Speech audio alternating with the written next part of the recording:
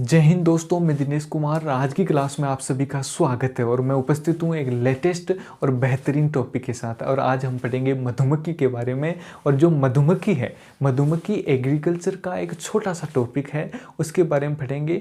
और जो मधुमक्खी है इसके बारे में एग्रीकल्चर से संबंधित जो तमाम कम्पिटिटिव एग्ज़ाम्स है, जैसे कि जेट हो गई, आईसीआर हो गई, बीएचयू हो गई, एग्रीकल्चर सुपरवाइज़र हो गई, डब्ल्यूओ हो गई, एओ हो गई, इनमें मधुमक्खी से प्रश्न पूछे जाने की संभावना बहुत ज़्यादा बन जाती है। और आज हम मधुमक्खी को पूरे जीरो लेवल से पढ़ेंगे। और मैं ये आपको दावा देता हूँ, ये गारंटी देता हूँ कि आप हमारी इस क्लास को पूरी देखने के बाद, पूरी क्लास को एक बार ध्यान से अगर आप मन लगा कर देखेंगे, इसको देखने के बाद आपको मधुमक्खी से एक भी अगर कोई क्वेश्चन आ गया तो आप छोड़ोगे नहीं, ये मैं गारंटी देता हूँ। तो आज हम मधुमक्खी के बारे में पढ़ेंगे। जैसा कि आप देख रहे हैं, मधुमक्खी की ये तस्वीर देख रहे हैं, जिसे आप कहीं ना कहीं पर देखे होंगे। तो मधुमक्खी को ज़्यादातर आप सरसों जब बोते हैं तो सरसों की जब पुष्पन हो जाता है, जब पुष्प निकल आते हैं, तो उस पुष्प के ऊपर आपने कहीं ना कहीं पर मधुमक्खी को देखा ही होगा, जो कि आपको जिस प्रकार से ये तस्वीर में दिख रही है, इसी प्रकार की मधुमक्खी जो कि शहद का एकत्र कर रही होती है। और शहद जो होता है बहुत ही पौष्टिक आहार होता है मानव के लिए भी, इससे कि मानव के जो जितने भी विकार होते हैं वो दूर हो जाते हैं। और शहद का जो उपयोग है, बड़ी बड़ी जो कंपनियां हैं, दवाई बनाने वाली जो कंपनियां हैं, उनमें शहद का बहुत अधिक और बड़े स्तर पर इनका उपयोग किया जाता है। इसी लिए जो शहद का उत्पादन भी बहुत व्यावसायिक स्तर पर, बहुत बड़े स्तर पर शहद का उत्पादन किया जाता है। जैसा कि आपको पता है, मधुमक्खियाँ जो होती है प्रकृति में, तो मधुमक्खियाँ क्या है कि कहीं पर भी छत्ता बना देती है, मोम का छत्ता बना देती है और उसमें शहद का एकत्रण करती है। तो इस प्रकार से अलग अलग जगह वो अपने छत्ते बनाती है। परंतु अगर व्यक्ति अगर एक एक छत्ते को एकत्र करके शहद की अगर प्राप्ति करेगा, तो शहद को सही और बड़े स्तर पर प्राप्त नहीं किया जा सकता है। इसीलिए क्या किया गया कि जो मधुमक्खी है, मधुमक्खियों को बहुत बड़े स्तर पर कृत्रिम रूप से पालन शुरू कर दिया गया। और कृत्रिम रूप से मधुमक्खी पालने की जो शाखा है, जो साइंस है, जो ब्रांच है, उसे एपीकल्चर कहा जाता है। और एपीकल्चर के अंतर्गत मधुमक्खी की पूरी जानकारी मिलती है और किस प्रकार से मधुमक्खी को पाला जाता है, मधुमक्खी कैसी होती है, वो पूरी जानकारी मिलती है। और आज हम मधुमक्खी के बारे में पढ़ेंगे। तो माय डियर फ्रेंड्स, मैं आपको बता दूं कि पूरे भारत में, पूरे इंडिया में मधुमक्खी की 5 प्रजातियां पाई जाती है। और पांचों प्रजातियों के बारे में विस्तार से अध्ययन करेंगे और मधुमक्खी के बारे में पूरा विस्तार से हम चर्चा करेंगे। तो हमारी क्लास को आगे बढ़ाते हैं। तो माय डियर फ्रेंड्स, अब हम पढ़ेंगे मधुमक्खी की जो विभिन्न प्रजातियां हैं, जो मुख्य रूप से 5 प्रजातियां पाई जाती है भारत में, उनके बारे में पढ़ेंगे। तो जो पहले तो ये देख ही लिया कि कृत्रिम जो मधुमक्खी पालन है, कृत्रिम मधुमक्खी पालन की शाखा जो है एपीकल्चर कहलाती है। और भारत में, कुल इंडिया में मधुमक्खी की 5 प्रजातियां पाई जाती हैं। कि पूरे भारत में मधुमक्खी की कुल टोटल ही 5 प्रजातियां पाई जाती है, जो कि निम्न हैं। पहली जो मधुमक्खी है, मधुमक्खी की जो पहली प्रजाति है सारंग मधुमक्खी, जिसे एपिस डोरसेटा कहा जाता है। कि पहली मधुमक्खी की जो प्रजाति है सारंग मधुमक्खी, जिसे एपिस डोरसेटा कहा जाता है। और दूसरी मधुमक्खी की प्रजाति है छोटी मधुमक्खी, जिसे एपिस फ्लोरिया कहा जाता है। तीसरी है डंपर मधुमक्खी, जिसे एपिस मोलिफोना कहा जाता है। और जो चौथी है भंवर मधुमक्खी, जिसे एपिस इंडिका कहा जाता है। और पांचवी है यूरोपियन मधुमक्खी, जिसे एपिस मेलिफेरा कहा जाता है। तो माय डियर फ्रेंड्स, मधुमक्खी की इन 5 प्रजातियों में से आखिरकार किनका जो कृत्रिम रूप से पालन किया जाता है और किनका नहीं, जो कारण समेत पढ़ेंगे हम। तो सारंग जो मधुमक्खी है, या जिसे एपिस डोरसेटा कहा जाता है, ये मधुमक्खी क्या होती है, गुस्सेल स्वभाव की होती है। इनको अधिक बहुत ही ज़्यादा गुस्सेल स्वभाव की होती है। अगर इन्हें किसी प्रकार की कोई भी आपदा की अगर संकेत प्राप्त होता है कि कोई भी आक्रमणकारी आ गया, तो ये बहुत जल्दी उन पर आक्रमण कर देती है। बहुत गुस्सेल स्वभाव की होती है। कि जो सारंग मधुमक्खी या एपिस डोरसेटा गुस्सेल स्वभाव की होती है या देशांतर स्वभाव की होती है, इसीलिए जो सारंग मधुमक्खी या एपिस जो डोरसेटा है, इस प्रजाति की जो मधुमक्खियाँ है इन्हें पाला नहीं जाता, कृत्रिम रूप से इनका पालन नहीं किया जाता, इनका कृत्रिम रूप से किसी भी प्रकार से पालन नहीं किया जाता। और दूसरी मधुमक्खी आती है छोटी मधुमक्खी जिसे एपिस फ्लोरिया कहा जाता है, और तीसरी प्रजाति डंपर मधुमक्खी जिसे एपिस मोलिफोरा कहा जाता है। कि छोटी मधुमक्खी और डंपर मधुमक्खी जो है एपिस फ्लोरिया और एपिस मोलिफोरा जिसे कहा जाता है, इन दोनों प्रकार की जो प्रजाति की जो मधुमक्खियाँ होती है इनसे शहद जो है बहुत ही कम मात्रा में प्राप्त होता है, और इनकी शहद की मात्रा बहुत ही कम होती है। इसीलिए जो कृत्रिम मधुमक्खी पालन में जो खर्चा लगता है तो वो भी वापस नहीं आता प्रोडक्शन के बाद। तो इसीलिए शहद की मात्रा कम प्राप्त होने के कारण जो छोटी मधुमक्खी है और डंपर मधुमक्खी जो है इनका भी पालन नहीं किया जाता। और चौथी प्रजाति की मधुमक्खी है भंवरू मधुमक्खी जिसे एपिस इंडिका कहा जाता है, और जो पांचवी है यूरोपियन मधुमक्खी जिसे एपिस मेलिफेरा कहा जाता है, एपिस मेलिफेरा कहा जाता है। ये दो प्रकार की जो प्रजातियां हैं मधुमक्खी की, ये दो प्रकार की प्रजातियां हैं, भंवरू मधुमक्खी या यूरोपियन मधुमक्खी, और जिन्हें एपिस इंडिका व एपिस मेलिफेरा कहा जाता है। इस प्रजाति की मधुमक्खियों में जो शहद की मात्रा है ये अधिक मात्रा में प्राप्त होता है, इसीलिए इसका पालन किया जाता है।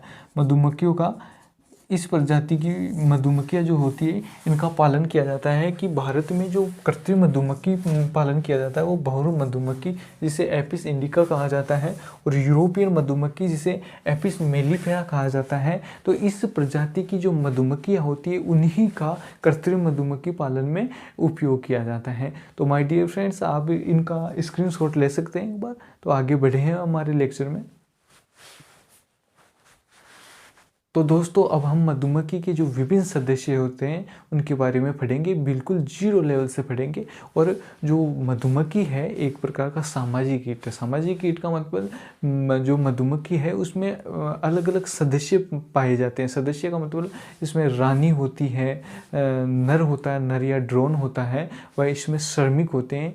3 सदस्य पाए जाते हैं, रानी होता है, नर या ड्रोन होता है, वह एक श्रमिक होता है। ये 3 सदस्य पाए जाते हैं, और इन तीनों सदस्यों के बारे में एक के बारे में बिल्कुल जीरो से चर्चा करेंगे, और इनकी उत्पत्ति से लेकर सारी जानकारी हम प्राप्त करेंगे। माय डियर फ्रेंड्स, जो मधुमक्खी के क्षेत्र में जो मुख्य सदस्य होता है रानी, उसके बारे में हम पहले बात करेंगे।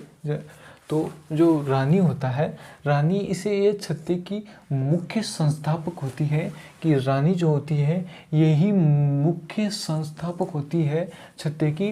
और रानी क्या करती है कि पूरे छत्ते पर श्रमिकों पर और नर जो जितने भी और जो मधुमक्खियाँ होती है उन पर एक विशेष गंध से अपना नियंत्रण बनाए रखती है, और ये मुख्य संस्थापक होती है छत्ते की रानी। और जो रानी होती है, रानी का जो जीवन काल है 2 से 5 वर्ष का होता है। कि रानी का जीवन काल 2 से 5 वर्ष तक ये जीवित रहती है। और रानी का जो निर्माण है वो निषेचित अंडों के द्वारा होता है। रानी का जो निर्माण होता है वो निषेचित अंडों के द्वारा होता है, और उसका जीवन काल 2 से 5 वर्ष का होता है।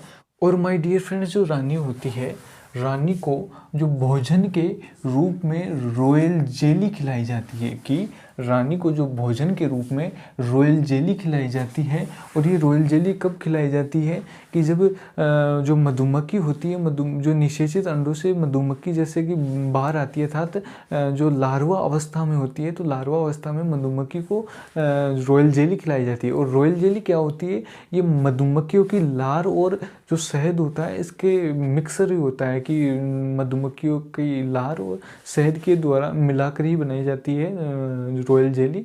और रॉयल जेली जो रानी मधुमक्खी होती है वो निषेचित अंडों से बाहर जिस तरह निकलती है, तो उसकी लार्वा अवस्था में ही मधुमक्खी को जो रॉयल जेली खिलाई जाती है। और जो अगला पॉइंट है कि रानी का जो उदर भाग होता है, रानी का जो उदर भाग होता है, जैसे कि मधुमक्खी है,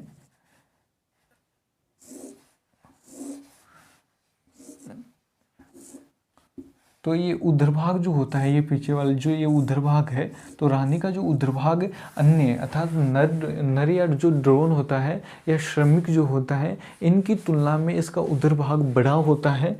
तो रानी का जो उदरभाग होता है ये बड़ा होता है। और रानी में जो डंक होते हैं, मोम ग्रंथि होती है, पराग थैली होती है, इनका अभाव पाया जाता है। अर्थात ना तो जो रानी होती है ये छत्ते का निर्माण करती है, अर्थात इसमें मोम ग्रंथियों का अभाव होगा। तो अगर मोम ग्रंथियाँ होगी नहीं तो ये छत्ते का निर्माण कैसे करेगी। और ना पराग थैली होगी, अर्थात ये शहद एकत्रण भी करने नहीं जाती है और परागण का कार्य भी नहीं करती, इसके पराग थैलियाँ नहीं हैं। और इसके डंक भी नहीं होता। और एक मुख्य डंक होता है जो कि ये प्रतिद्वंदी जो रानी होती है, और छत्ते में अगर रानी का निर्माण हो जाता है तो उसे मारने के रूप में रानी डंक का अपना उपयोग करती है। वैसे रानी में डंक का अभाव पाया जाता है। और जो रानी होती है, रानी मधुमक्खी अपने जीवन काल में, कि रानी मधुमक्खी जो अंडे देती है तो उससे पहले क्या करती है कि मधुमक्खी अपने जीवन काल में एक बार कामक उड़ान भरती है। कामक उड़ान का मतलब निषेचन के लिए क्या करती है, वो कामक उड़ान भरती है। जैसे कि ये मधुमक्खी है और मधुमक्खी क्या करती है, एक समय के अनुसार अपने जीवन काल में केवल एक ही बार कामुक उड़ान भरती है, अर्थात निषेचन करने के लिए कामुक उड़ान भरती है, जिसे वर्धन क्रिया कहते हैं। इस कामुक उड़ान को वर्धन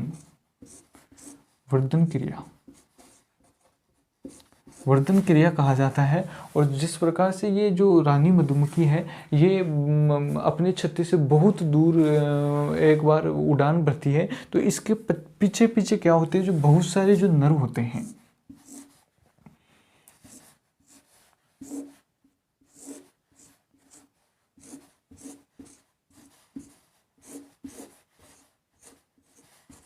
जो बहुत सारे जो नर होते हैं वो पूरे के पूरे नर जो रानी मधुमक्खी जब कामुक उड़ान भरती है तो उड़ान भरने के बाद इसके पीछे सारे दौड़ते हैं। और इन में से जो भी जो योग्य नर होता है वो रानी से निषेचित कर पाता है। और निषेचन करने के बाद जो रानी है, रानी शुक्राणु को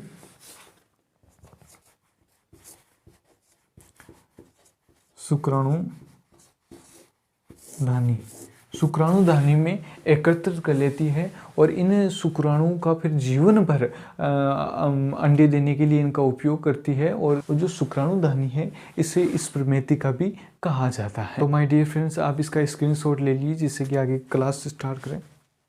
तो दोस्तों अब हम मधुमक्खी के जो दूसरा सदस्य हैं नर व ड्रोन, इनके बारे में पढ़ेंगे कि जो नर व ड्रोन होता है ये अनिषेचित अंडों से उत्पन्न होता है, जिसे पार्थेनोट जीव कहा जाता है।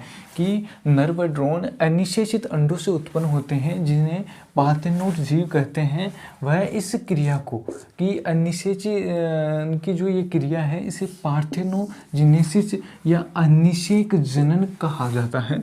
और जो नर व ड्रोन होता है इसमें पराग थैलियाँ या डंक व मोम ग्रंथियों का अभाव होता है। क्योंकि जो नर होता है, नर का जो मुख्य कार्य होता है वो यही होता है कि जो रानी होती है, रानी से निषेचन करने का कार्य ही होता है नर व ड्रोन का, और कोई भी कार्य नहीं होता छत्ते में। तो इसलिए पराग थैलियाँ, डंक व मोम ग्रंथियों का नर व ड्रोन में अभाव होता है। और जो नर व ड्रोन की जो छत्ते में जो संख्या होती है ये 20 से 200 तक हो सकती है। 20 भी हो सकती है या 20 से 200 तक का ये रेशियो होता है। और दोस्तों ये जो पार्थेनोजेनेसिस जो क्रिया है, इस क्रिया की जो खोज है वो चार्ल्स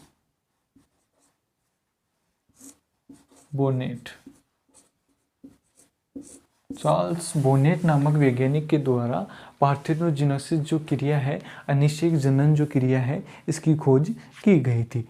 तो दोस्तों आप इसका स्क्रीनशॉट ले लीजिए जिससे कि आगे बढ़े हम। तो माय डियर फ्रेंड्स, अब हम जो मधुमक्खी का जो तीसरा सदस्य है श्रमिक, तो श्रमिक के बारे में पढ़ेंगे तो श्रमिक जो होता है इसका निर्माण निषेचित अंडों के द्वारा होता है। तो रानी का निर्माण भी निषेचित अंडों के द्वारा होता है, श्रमिक का निर्माण भी निषेचित अंडों के द्वारा होता है, और जो नर या ड्रोन होता है उसका अनिषेचित अंडों के द्वारा निर्माण होता है।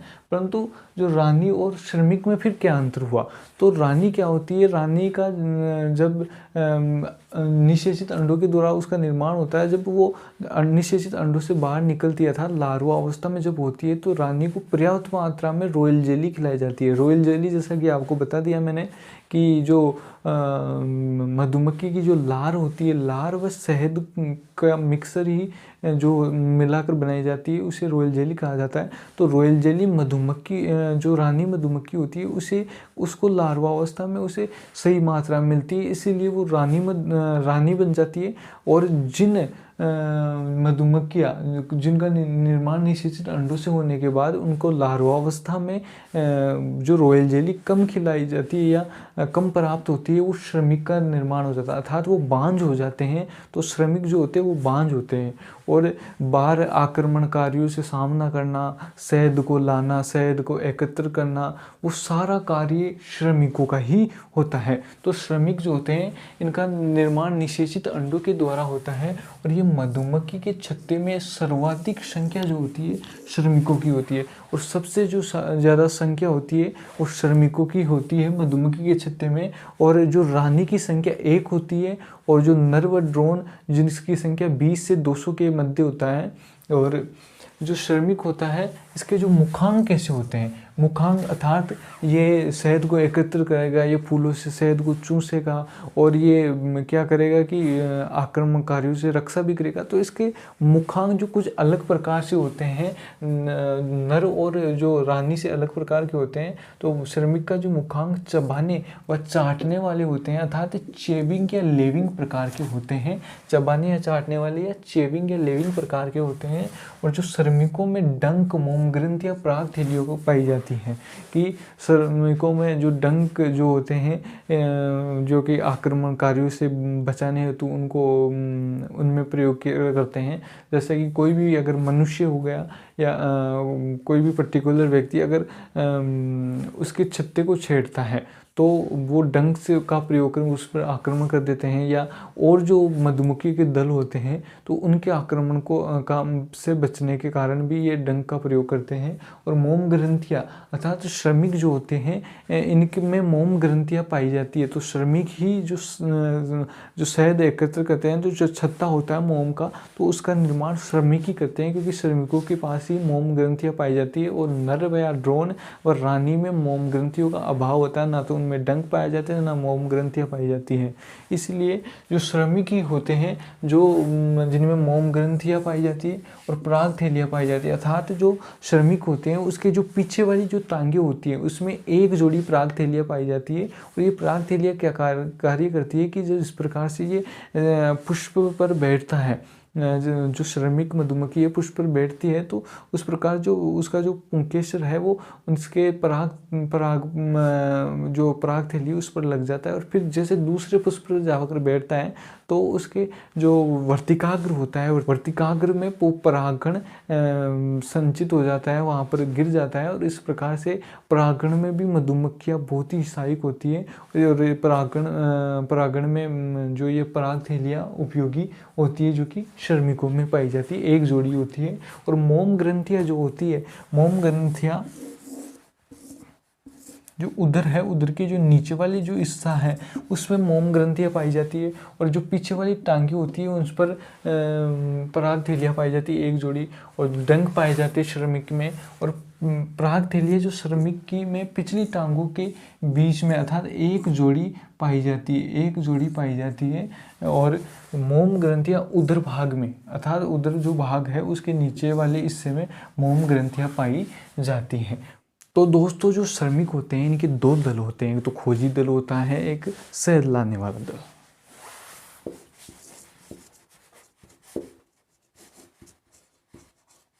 दल। एक शहद लाने वाला, शहद लाने वाला। जो खोजी दल होता है, खोजी दल जो कि आगे की ओर चलता है और ये शहद को देखता है और शहद इसे मिल जाने पर ये दल क्या करता है कि वह जो शहद लाने वाला जो दल होता है उसको गोल नृत्य कर कर ये इंडिकेटर देकर ये बताता है कि इस तरफ जो शहद है, और फिर जो शहद लाने वाला जो दल है ये शहद का एकत्रण करता है। और जो गोल डांस होता है, अर्थात खोजी दल जो इंडिकेटर के रूप में जो गोल डांस करता है, जो गोल डांस करता है इसे वेंगल नृत्य कहा जाता है। वेंगल नृत्य कहा जाता है गोल डांस जो कि खोजी दल इंडिकेटर के रूप में करते हैं, और ये शहद लाने वाला दल इसे देखकर जिस दिशा में जो शहद होता है उस दिशा में ये चला जाता है और शहद लाकर शहद को एकत्रण करता है। और माय डियर फ्रेंड, जो वेंगल नृत्य हैं इसकी जो खोज है वो फ्रिस नामक वैज्ञानिक के द्वारा वेंगल नृत्य की खोज की गई थी। और माय डियर फ्रेंड, जो श्रमिक होते हैं ये परागण की क्रिया में बहुत ज़्यादा सहयोग करते हैं। ये प्रकृति में करीबन 80% जो परागण की क्रिया है ये मधुमक्खियों के द्वारा ही होती है। माय डियर फ्रेंड, जो अगर कीटों में पूछ ले कि सर्वाधिक कीटों में कि किस कीट के द्वारा सर्वाधिक परागण होता है, तो वो मधुमक्खियों के द्वारा होता है। और माय डियर फ्रेंड, जो केंद्रीय मधुमक्खी पालन केंद्र है कि केंद्रीय मधुमक्खी जो पालन केंद्र है वो जोलीकोट नैनीताल उत्तराखंड में है। तो माय डियर फ्रेंड, जो मधुमक्खी का जो टॉपिक है एग्रीकल्चर में उससे संबंधित जो जितना भी मेन जो पॉइंट थे उसके बारे में हमने पूरी जीरो से चर्चा कर ली है। तो माय डियर फ्रेंड्स, आज की क्लास को यहीं ख़त्म करते हैं और अब मिलेंगे नई और बेहतरीन क्लास के साथ। जय हिंद।